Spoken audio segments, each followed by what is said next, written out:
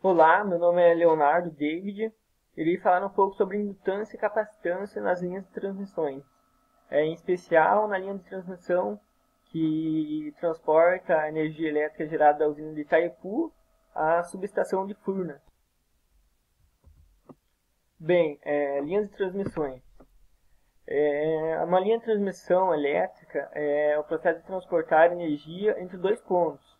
O transporte é realizado entre linhas de transmissões de alta potência, geralmente usando corrente alternada, que de uma forma mais simples conecta uma usina ao consumidor. Já as subestações de energia são responsáveis pela distribuição de energia antes de chegar às casas. A eletricidade percorre um sistema de transmissão que começa nas usinas e passa por estas estações, onde os equipamentos chamados transformadores fazem o aumento ou a diminuição da tensão entregada pela linha de transmissão.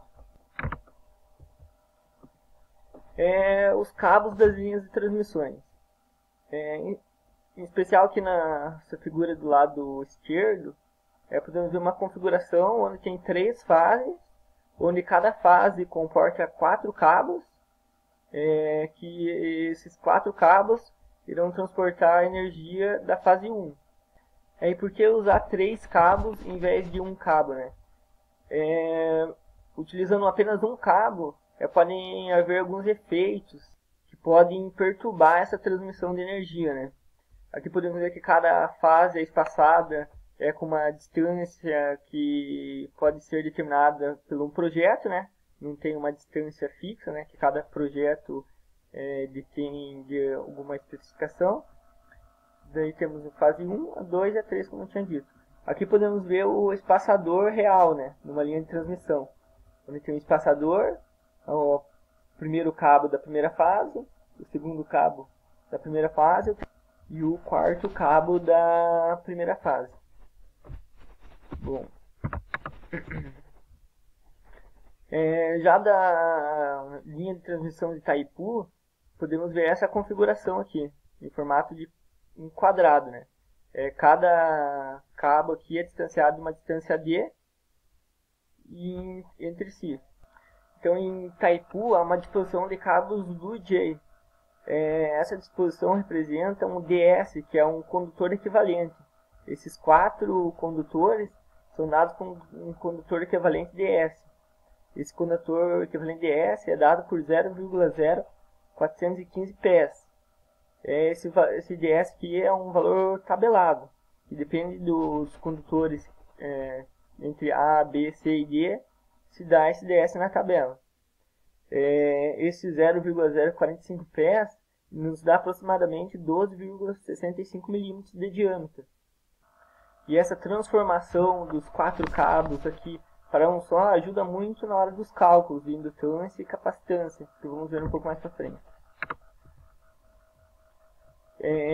No caso de 4 cabos do IJ, formando um quadrado, para os cálculos há necessidade de transformação em um cilindro equivalente, com seu raio definido pela média geométrica. Então, esse DQS é o raio definido pela média geométrica, que é de um condutor cilíndrico equivalente.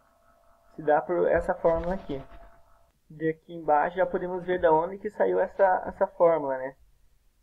Que é a raiz elevada a 16 de distância de A, de AB, a C, assim sucessivamente. Assim, fazendo a manipulação matemática, chegamos na fórmula final, que após mais uma ajustadinha, podemos jogar a raiz oitava de 2 para dentro da raiz aqui, né? 2 ao quadrado. Aqui podemos ver o circuito equilátero, né? Que é equivalente à fase 1, fase 2 e a fase 3. Que na transformação é feito um circuito equilátero equivalente. Também que vai ajudar muito nos cálculos. Então no caso dos 3 cabos formando um triângulo equilátero, para os cálculos há necessidade de uma transformação para representar o efeito de transposição. E essa transposição é dada por dq, que nos dá a raiz cúbica de 2 vezes d, né? Isso nos dá o espaçamento equivalente do circuito equilátero.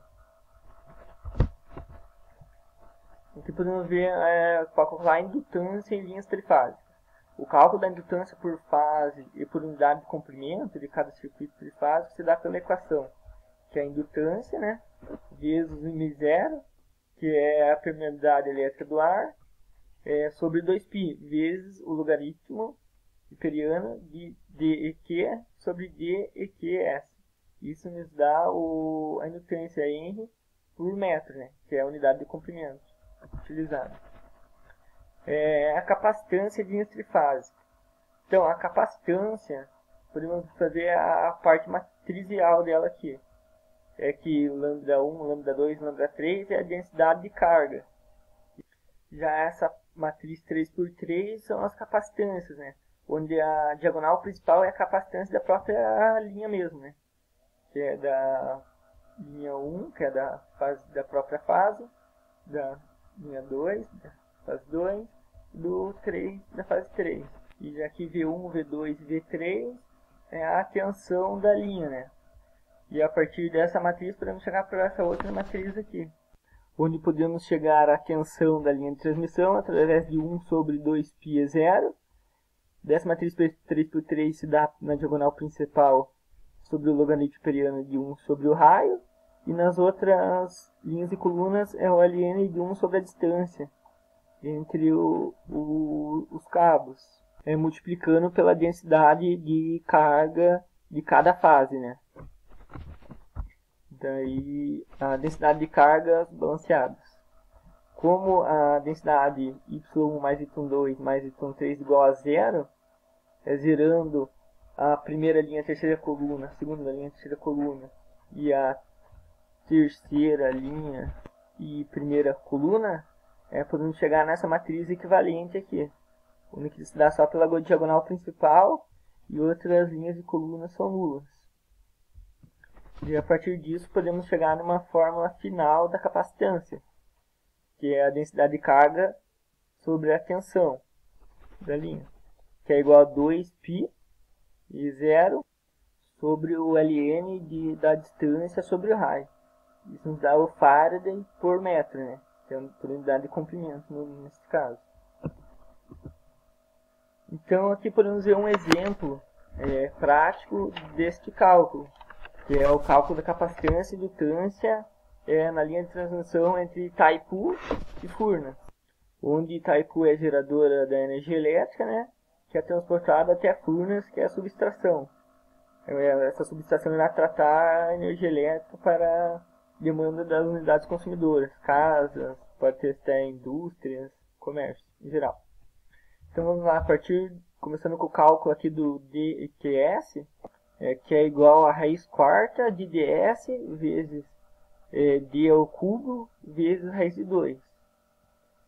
Essa constante aqui 0,3048 vezes 0,0415 é a transformação do ds lá do cabo Blue Jay de Itaipu de pés para milímetros. Daí vezes a distância entre os cabos, né, que foi entre os 4 cabos por fase, que se deu por 200 milímetros. Daí 200 milímetros ao cúbico vezes a raiz de 2. Nos dá um dQs de 109,33 milímetros. Aqui já é o cálculo do dEq, que é o espaçamento equivalente, que é a raiz cúbica de 2 vezes d. Então dEq vai ser a raiz cúbica de 2 vezes 15. Esse 15 é a distância entre as fases, da fase 1, fase 2 e fase 3. E nos dá 18,8988 metros de distância equivalente. Esse é o espaçamento equivalente, né, no caso. Daí já podemos passar para o cálculo da indutância e da capacitância. A indutância aqui, representada pela letra L, vai ser igual a 4 vezes π vezes 10 a menos 7, que é o μ0. Esse 10 a menos 7, que é a densidade, a permeabilidade elétrica do ar, sobre 2π vezes ln de dEq e dEqs. que nós calculamos aqui em cima agora há pouco.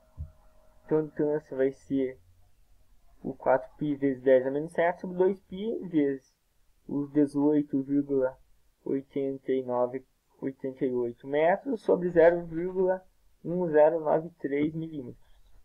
Milímetros não, foi transformado para metro, porque o D que é essa, nós achamos em milímetro, foi transformado para metro aqui. Então deu uma distância de 1,0305 vezes 10 a menos 6 Henry por metro. Que é equivalente a 1,0305 micro Henry por metro. Aqui agora a capacitância, né? Se dá por 2 vezes π vezes E0, né? E0 é a constante. É Ln de dEq sobre dEqs. Então, como nós chamamos aqui. Então, a capacitância é 2 vezes π vezes 8,85 vezes 10 a menos 12. Essa é a constante E0. Sobre Ln dos 18 metros, 8988 sobre 0,1093 metros. Então a capacitância ficou em 10,7915 vezes 10 a menos 12 Faraday por metro. Que é a mesma coisa que 10,7915 pico Faraday por metro. Assim temos a indutância e a capacitância da linha de transmissão entre Itaipu e Furnas. E por esse vídeo é isso. Obrigado por ter visto. Até!